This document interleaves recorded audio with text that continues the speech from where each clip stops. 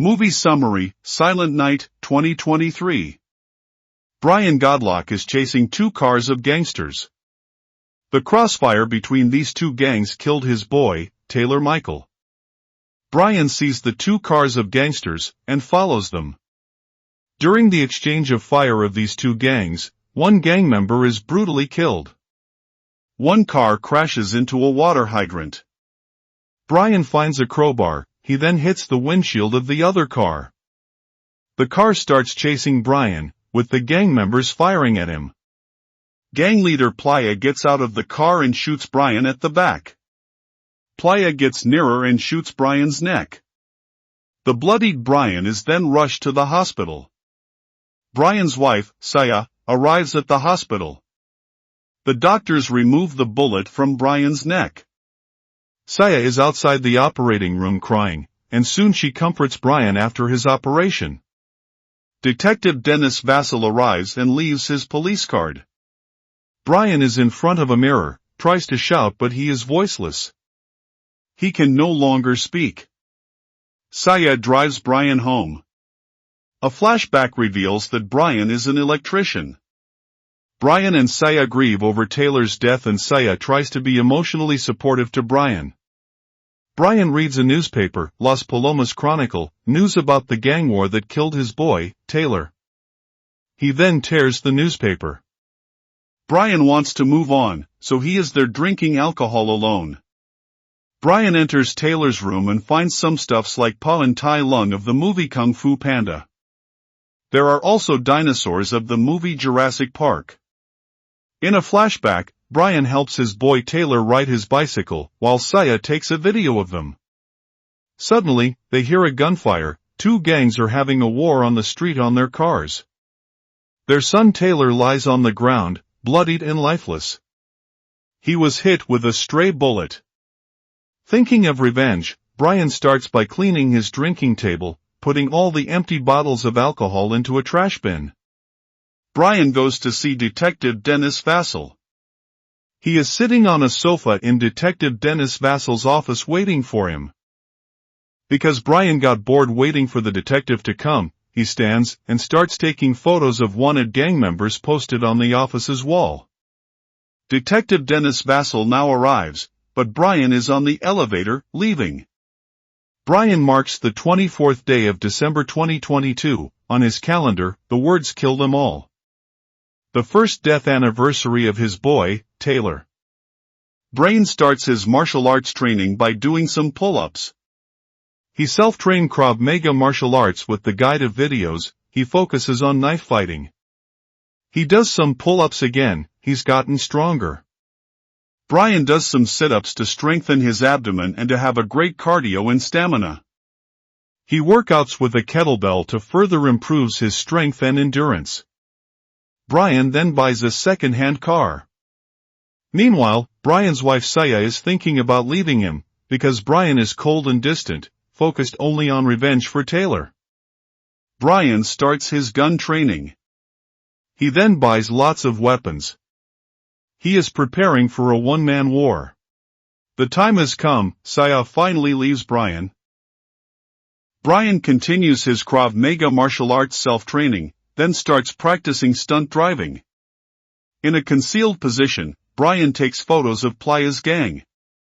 Brian exits a hardware store, then meets his son Taylor and hugs him.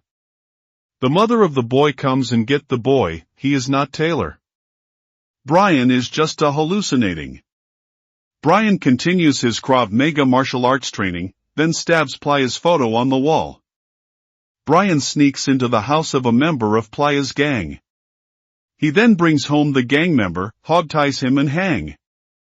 Brian lets the gang member fill out a questionnaire about GI7's activities.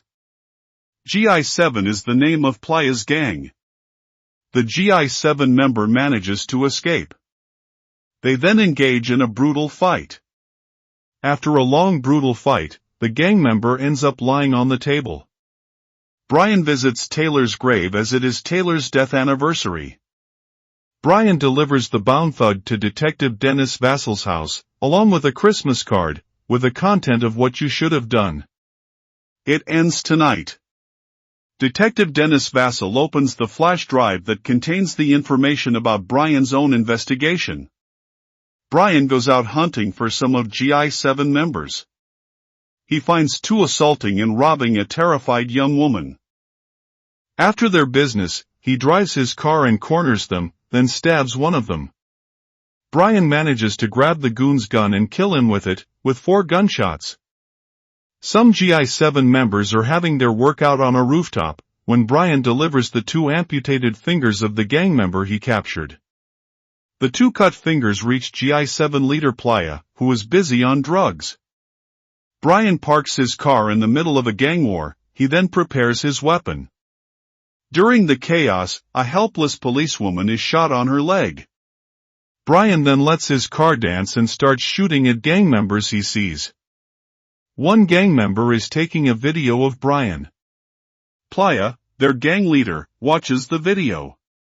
Brian lets the injured policewoman enter into his car, but she was shot as she enters.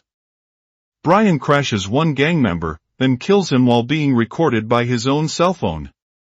Via text message, Playa orders Ruiz to destroy Brian for $5,000. Ruiz locates Brian and crashes his car, then car chase follows.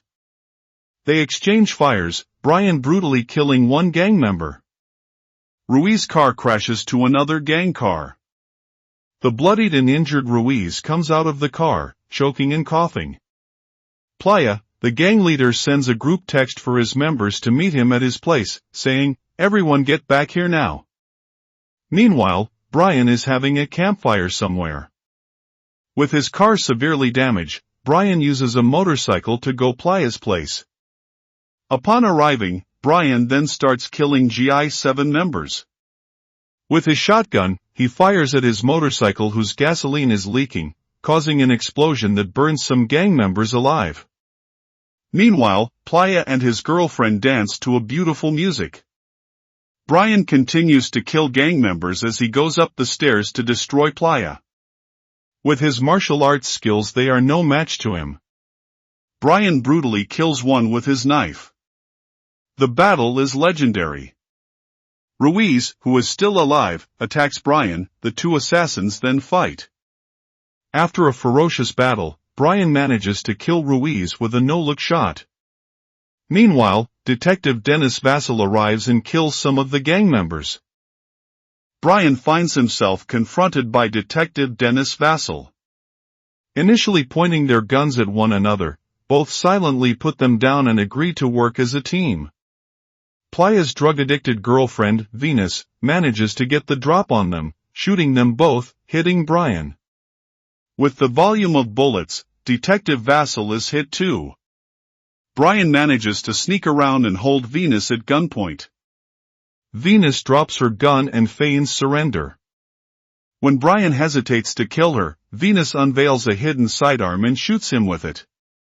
Brian manages to kill her, then confronts Playa. Playa appears with 2 guns and shoots Brian many times. Playa is about to finish Brian, but Detective Vassell shoots Playa. Brian then ground and pounds Playa, then chokes him with 2 hands until Playa's last breath. Brian and Detective Vassell fall to the floor and look up at the ceiling and Christmas decorations, bleeding out and dying. Brian sees reflections of his memories of his time with Taylor.